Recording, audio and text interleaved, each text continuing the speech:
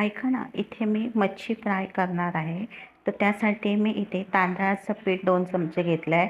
1 चमचा घरगुती मसाला आणि 1 चमचा हळद आणि चवीप्रमाणे मीठ घेतलेलं आहे आणि हे सर्व आपण मिक्स करून घेतले आहे. त्यानंतर इथे मी मार्केटमधून मच्छी कट करून आणलेली आहे आणि ती चांगली धुवून घेतली आणि त्याच्यावरती मी आगळ घातलेला आहे.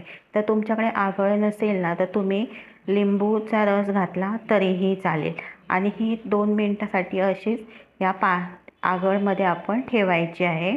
आणि आता एवढे मोठे मोठे पीस मी हे कुठल्या मच्छीचे घेतलेले आहे ते तुम्ही मला कमेंट करून सांगा. आता इथे आपली ही 5 मिनटं झालेली आहे. आगळ मी चांगलं लावून घेतलेलं आहे ते. आता आपला ना मसाला पण इथे मिक्स करून झालेला आहे. आता इथे मी हे ना सर्व मच्छीला मसाला लावून घेणार आहे.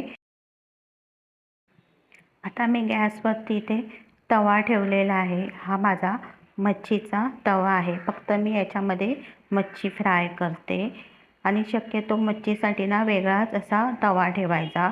नाहीतर कसं आपण त्याच्यावर दुसरं काय केलं तर त्याला वास येतो. तर आता मी तवा गरम झालेला आहे आणि मी इथे 2 चमचा तेल घालून घेतलेलं आहे. तेल गरम झाल्याशिवाय मच्छी त्याच्यामध्ये आपण सोडायची नाही आहे.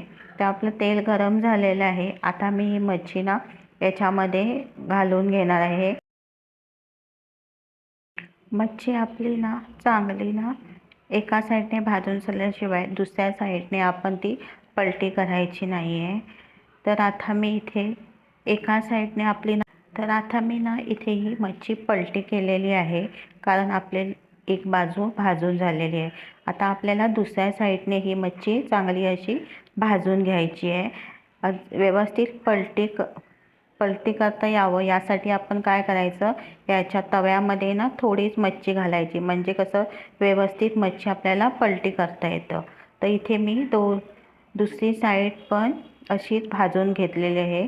ही बघा, छान आपली मच्छी भाजून झालेली आहे, तुम्ही पाहू शकता. अशा पद्धतीने आपली ही ना मच्छी फ्राय तयार झालेली आहे. तुम्हाला ही रेसिपी कशी वाटली ना ती कमेंट करून सांगा आणि आवडली असेल तर लाईक शेअर करायला विसरू नका.